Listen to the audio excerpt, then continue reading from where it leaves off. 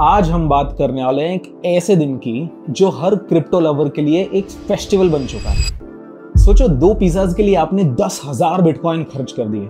सुनने में अजीब लगता है लेकिन सच में ऐसा हुआ था और इसी से असली बिटकॉइन ट्रांजैक्शन की कहानी शुरू होती है। तो आज 22 मई 2025 स्पेशल हम बात करेंगे बिटकॉइन पिज्जा डे के बारे में।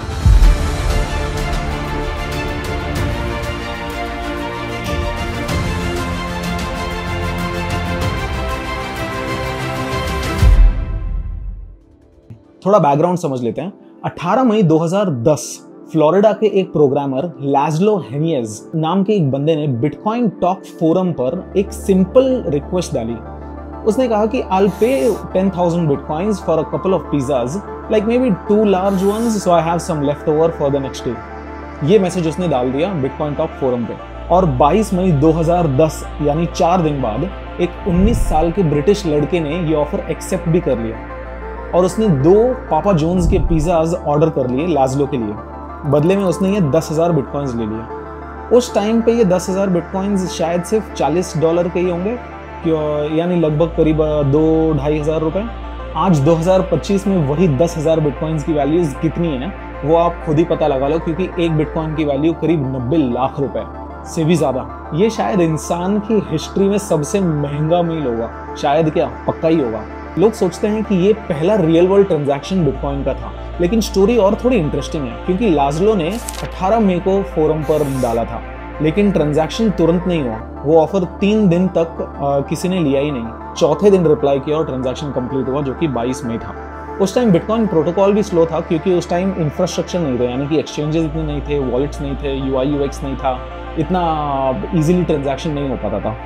अच्छा, कुछ और लोगों ने भी पहले बिटकॉइन से कुछ बेचने का ट्राई किया था, लेकिन पिज्जा डील सबसे पहली सक्सेसफुल कमर्शियल ट्रांजैक्शन बनी, जिसने ये प्रूव कर दिया कि बिटकॉइन सिर्फ एक डिजिटल नंबर नहीं है, वो एक्चुअली दुनिया में ट्रांजैक्शन करने के लिए भी यूज हो सकता है। लेकिन लाज़लो का ये कहना है कि उसे बस पिज्जा चाहिए था और बिटकॉइन ट्रांजैक्शन करना था। When I say Bitcoin, you say what? Pizza? वो कहता है कि उस टाइम किसी को पता ही नहीं था कि बिटकॉइन की वैल्यू इतनी बढ़ने वाली है। उसने सिर्फ बिटकॉइन की जर्नी में एक इंपॉर्टेंट रोल प्ले किया और उस वजह से आज हम सब क्रिप्टो का यूज कर सकते हैं। अच्छा, एक और इंटरेस्टिंग फैक्ट, वैसे लाज़लो सिर्फ पिज्जा गाय नहीं था, वो एक हैकर माइंडसेट वाला अर्ली एडॉप्टर भी था।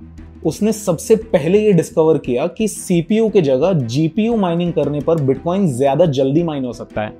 इस डिस्कवरी ने बिटकॉइन माइनिंग में रेवोल्यूशन लेकर आ दिया और लाज़लो कुछ टाइम के लिए सबसे सक्सेसफुल माइनर बन गया था। ये पिज्जा डील के टाइम पे एक और इंटरेस्टिंग चीज हुई, बिटकॉइन का फॉसेट बना था। बिटकॉइन डेवलपर गैविन एंडरसन ने एक वेबसाइट बनाई थी जहां सिर्फ एक सिंपल कैप्चा को सॉल्व करने पर आपको 5 फ्री बिटकॉइन मिल सकते थे। आज के टाइम पर ये 5 बिटकॉइंस की वैल्यू $5 लाख से भी ज्यादा है। तब आइडिया ये था कि लोगों को बिटकॉइन और ब्लॉकचेन का कॉन्सेप्ट समझाने के लिए फॉसेट या ये गिव अवे बनाया था, प्रॉफिट कमाने के लिए नहीं बनाया था। गैविन और कुछ डेवलपर्स ने मिलके 20,000 बिटकॉइंस दिए थे उस टाइम। एक बिटकॉइन की वैल्यू अराउंड $0.05 थी, तो करीब $1,000 के बिटकॉइंस हो गई है। ओके, तो बिटकॉइन पिज्जा डे सिर्फ एक फनी या रिग्रेट वाली कहानी नहीं है। ये दिन प्रूव करता है कि बिटकॉइन एक रियल करेंसी बन सकता है और इसने दुनिया को दिखाया कि डिजिटल एसेट का फ्यूचर कितना पावरफुल हो सकता है।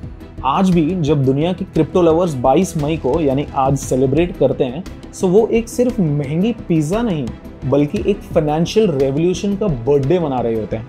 ये दिन हमें याद दिलाता है कि बिटकॉइन स्पेक्युलेटिव एसेट ही नहीं है बल्कि एक रियल मीडियम ऑफ एक्सचेंज भी हो सकता है और इसकी वैल्यू स्कार्सिटी और मार्केट डिमांड से बनती है। तो अगली बार जब आप पिज्जा का स्लाइस खा रहे हो या क्रिप्टो वॉलेट में कोई टोकन देख रहे हो, तो ये सोचना जरूर कि एक सिंपल पिज्जा ने कैसे दुनिया का सबसे बड़ी डिजिटल रेवोल्यूशन शुरू कर दी।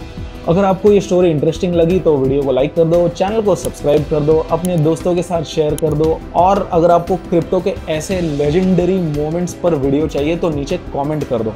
तब तक के लिए स्टे सेफ। क्रिप्टो में हमेशा सोच समझ के इन्वेस्ट करना है एंड ट्रस्ट नोबडी।